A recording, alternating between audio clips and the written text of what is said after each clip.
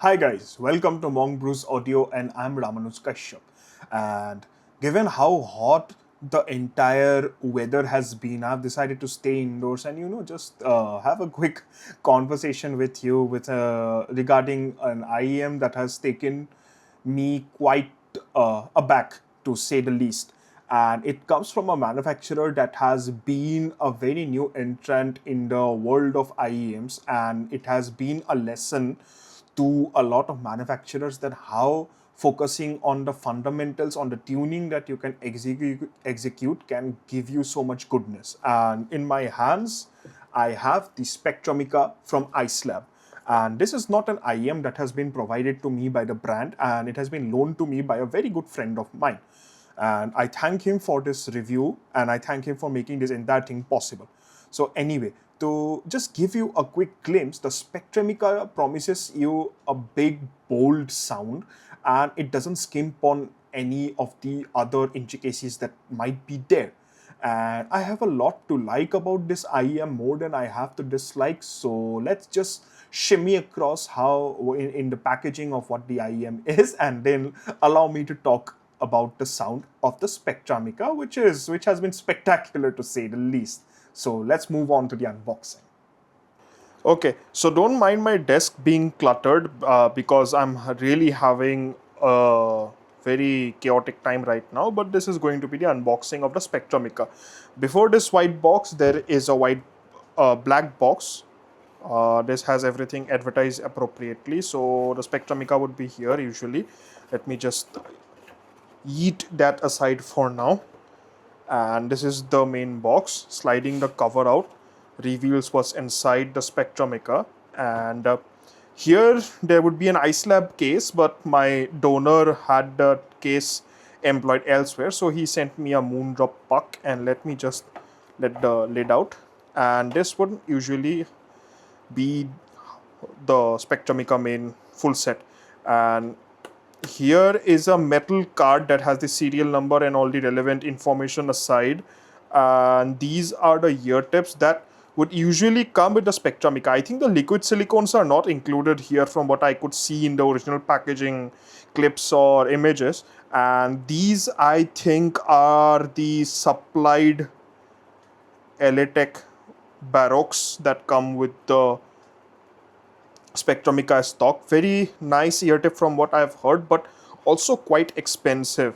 So this would be the main thing. And out of the accessories box, there would be some gel of sort. And here is a nice cleaning cloth provided. Let me just shimmy that in. And you would also get this wonderful strap, leather strap kind of a thing with a button and a hook to like just sling the Spectrumica across. And this is the main IEM. The shells are quite big, as you can see, and the ear tips that I'm using are the Divinus Velvet. The cable is nice, but the cable is also very heavy, which kind of caused me fatigue around the ear hook area for a extended duration of listening. So if you can get a cable with the IEM which balances the weight well and doesn't cause you fatigue, I think that would be the better choice. So this is pretty much the unboxing of the Spectrumica, and let's shimmy across towards the sound. So now that we have seen how the Spectrumica comes in, let's see how the Spectrumica sounds. And before I proceed, I must tell that the Spectrumica is a very fit dependent IEM given how big the shells are. It kind of reminded me of the Fat Freak Grand Maestro and the Grand Maestro Anniversary Edition, and also the regular Maestro, because the shells are bulbous. It's not as big as the Fat Freaks, but it is certainly it's going to trouble your ears if your ear canal isn't that deep and cannot accommodate IEMs with thicker nozzles. Keeping that aside, let's move on to my analysis of the Spectrumica through the lows. And I have two tracks for it. One is Mariscos by Tipper, and the other is Bomb Track by Rage Against the Machine. It impressed me a lot through Mariscos, and let me tell you why. Spectrumica has the entire track sound very dramatic. The way the beats pulsate and ripple off for the drop is well executed. And once the drop hits, when I heard it extend, it was a surreal experience to say the least.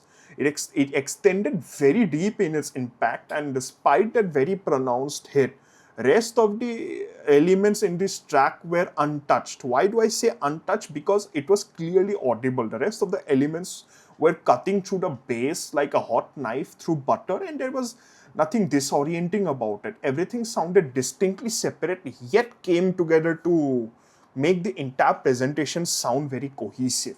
But in bomb track, things change just by a minor point. Um, the way bomb track starts is that in the intro, the bass and the guitar are like this, and they move at a similar pace. And the Spectrumica makes the intro sound very coherent because I could perceive the bass and the guitar as individual, well dignified personalities. That's the best way I can put it. But once the drums come in and the vocals also come in, I could feel that the Spectrumica had dampened the drums to let the bass be pronounced or too pronounced in a way. And the bass definitely overshadowed the drums to a minor extent, where I could feel that the toms and the kicks were feeling flatter, and a bit more impact on the kicks would have made this track sound so much more engaging through the Spectrumica. Well, everything's not all bad. The Spectrumica, although it doesn't really get the separation up to what I have experienced on better sets. Let me put it that way. Uh, it did prioritize on the rest of the elements to shine alongside the bass, and it has the weird tendency to let the bass crowd over the kicks across very small movements, and the attack is fast. The decay is a bit sluggish. It kind of needed a faster execution on the decay, but overall I think the Spectrumica has a lot of good ground to cover. That's the way I see it. And given the issues that I've reflected across this track on the Spectrumica, let me put it in this way. These are just nitpicks. These are not very altering impressions that would make me take the Spectrumica off my ears, but given, even if they are nitpicks, that these are certainly areas where the Spectrumica could have used some more finesse. And now let's move over to the mids. So given how big the whole perception of the bass was on the Spectrumica, and some would be like, ooh, it's a bassy boy. This is where I would say that you are very wrong, because through the mid range, the Spectrumica is what I would say is a very strong curveball, and let me tell you why. Let me not keep the tension building further. So right out of the bat, I'm choosing this track to let you what surprised me in the Spectrumica the most, and this is Linder's Cantate Domino, which is a classical track. And I didn't expect this IEM to do this well on this track. The keys, while sounding a bit less warmer than usual, had a timbre checked alongside the horns.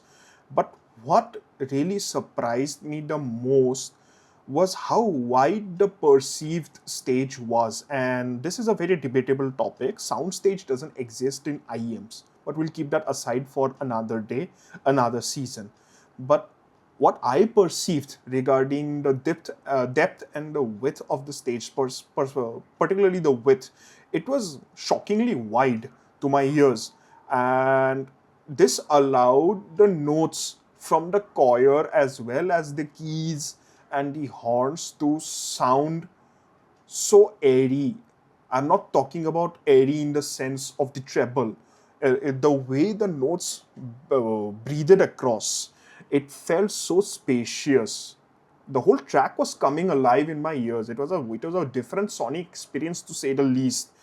And the timbre on the horns specifically is very noteworthy, and this is one of the most accurate timbre I have heard, especially in this category of instruments, and especially from an IEM that most would have dismissed it off as a bass monster. The Spectrumica was an absolute curveball with how well it handled this track. Like every element in this track was so well executed. I was very surprised. So if you expected detail from this IEM, that is a Spectrumica, then you were having your priorities misplaced, because the Spectrumica doesn't really deliver detail, and also really doesn't deliver separation if you were comparing it with other sets. Like, it's a very fun IEM, but I wouldn't really use it to analyze music, let's say. And I'll tell you why, and through this track. First, it's given by Queens of the Stone Age. This track is set in a very peculiar scale, that is a B flat major, and the snares are set in a very unorthodox way. And why do I say unorthodox? Because it's the first thing that you hear on this track, which is very noteworthy, and it maintains its identity towards the very end. What the Spectrumica did was it got the hits right, but it didn't deliver. It didn't. The hits did not feel as crispier as it should have. Or let's put it in this way: I've heard a better execution on other sets in its class. The Spectrumica doesn't really do the crispiness factor quite right on this track. And this kind of also has a mild impact on the overall separation and cleanliness on this track. But that is all of my nitpicks on this whole adventure, because the bass this time is kept at abeyance. It knows its limits, and it knows its place. It doesn't really overstep on its boundaries, which was the problem that I observed in Bomb Track. The bass is kept at abeyance, which lets the rest of the elements establish themselves in a better manner, except for the snares. The cymbals on this track were not as pushed back as I have heard in other sets, and the vocals were planted dead right in the center. Josh Homme sounded very weighted, quite full. I wouldn't say it was heaving across the other elements in this track. His whole delivery had had a good gravity. The weight was very balanced, adequate, I would say. That's the best word to put it. And it had a nice body. Guitars sounded full. The timbre on them was intact. So was the tonality. It wasn't really as warm as I would have expected, which is a good thing. Because in flat majors, if it gets too warm, then it's a fatiguing experience. That's the way I see it. And that's about it. The Spectrumica, that's why I said that this IEM is a curveball, because I wasn't expecting that performance classical in the classical genre. But when it comes to stuff like this, there are certain areas again where the Spectrumica could have done better. And now let's move over to the highs. Okay, so in the highs, I'm going to use 3 tracks this time. One is Take 5 by Dave Brubeck, the other one is Icarus by Patricia Barber, and the other one is Stateside by Pink Panthers featuring Zara Larsson. So let's start with Take 5. Tonality on the pianos through the Spectrumica on this track felt minutely warmer than usual, and I don't know why, because it was performing so well in the other time where we heard the classical track Cantate Domino, where the keys were sufficiently warm and did not overwhelm the rest. But here in Take 5, I felt that the pianos got a bit warmer than usual. But however, let me just bring up this very good point. It remained consistent through the horns, because the timbre and tonality on the horns was untouched. It was as it is, and it was very accurate.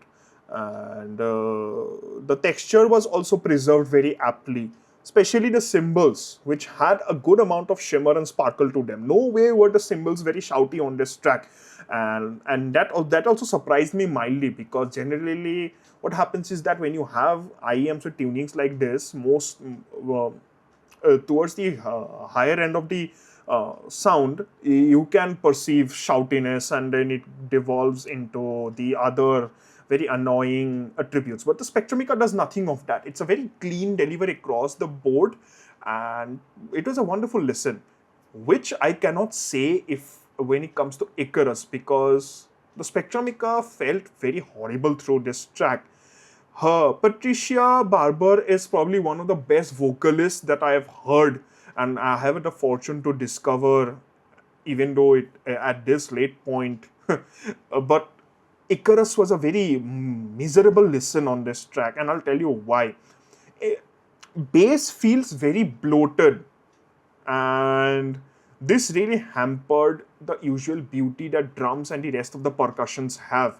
And even Patricia's luxurious vocals, which has a lot of texture within, the texture was completely obliterated. That's the first. And second, it got very sibilant as the track progressed. Like even Patricia's straight note sustains that the track has towards the later point. I think it comes up at the 3-minute 40-second mark. So through that point, it felt very fatiguing. And I just had to take the Spectrumica off and just write it off that it's not going to really impress me through. And that's when I pumped up across stateside, and that's when I again started enjoying the Spectrumica. This also brings me to the conclusion that Spectrumica does have a few genres where it can play well and some genres where it cannot play well. Again, let's take to stateside. The fun is once again back. That's what I would pay. It puts the fun back in Funeral. The synths do come off mildly shouty, but the bass punches in without distortion. And now I appreciate the quantity of the bass to the Spectrumica. This surprisingly didn't affect the weight of the vocals, because both Pink Pantheress and Zara Larsson sound thin consistently, and Spectrumica did not really add more weight, nor did it ruin the body, nor did it make it sound thinner than usual. It was very balanced, adequate, that's the word I would use again. And I appreciated the fact that to Zara's tonality felt a bit warmer compared to Pink Pantheress, and that added an extra oomph in this track. So overall, I vibed very hard listening to Stateside on the Spectrumica. Like, I had the track on loop for quite some time. Shout out to my friend who introduced me to this track. And now, let's conclude the review of this IEM, which has given me fun. Okay, for the conclusion, we have a special guest amongst us, and this is my little fella that keeps on disturbing me throughout the day. But I'll say he's the goodest boy that I've had, because none of my cables have been chewed. Anyway, to conclude the Spectrumica, this has been a very fun experience for me, and especially from a brand that I hadn't heard about till the last month. And I am very grateful to the person who loaned me this unit, because he showed me a lot of what a different shade of fun can mean. If I were to compare it with sets like the Symphonium Titan, I think the Spectrumica is a better buy, but again depends on the price that you get, because this is not an IEM that I would actually buy for retail. It makes a lot of sense if I'm buying used, because the prices obviously depreciate. So I wouldn't really spend 1800 USD on this IEM. I would definitely spend lesser on this. So if I were to compare against the Titan, I think I would pick up the Spectrumica over it, because it felt a bit more versatile. But if I could spend a bit more, then I would get something like the Volure, which would definitely 64 audio Volure, which would definitely give me a lesser quantity of bass, but it would be considerably better across the technicalities. And if I'm going towards Summit 5, I would take the Spectrumica over the... Oi, what's happening? Wait. Okay. So, if I were to go to Summit 5, I would take the Spectrumica over something like the Grand Maestro, because the Spectrumica fit me better and again more versatile. But if I am comparing it with something like the Volk Audio Etoile, then I think the Spectrumica loses to it. But you also have to keep in mind the price cap. Overall, would I buy the Spectrumica at retail? No. Would I buy the Spectrumica used? Absolutely. Because even through its faults, the Spectrumica delivered a new shade of vibrance, a new shade of fun, a new shade of versatility, and it kept the entire sound engaging. Just do not expect detail from this IM, like I don't expect a lot of smartness from this fella that I have in hand. Do you have anything to say about the Spectrumica? No. Okay. See you next time.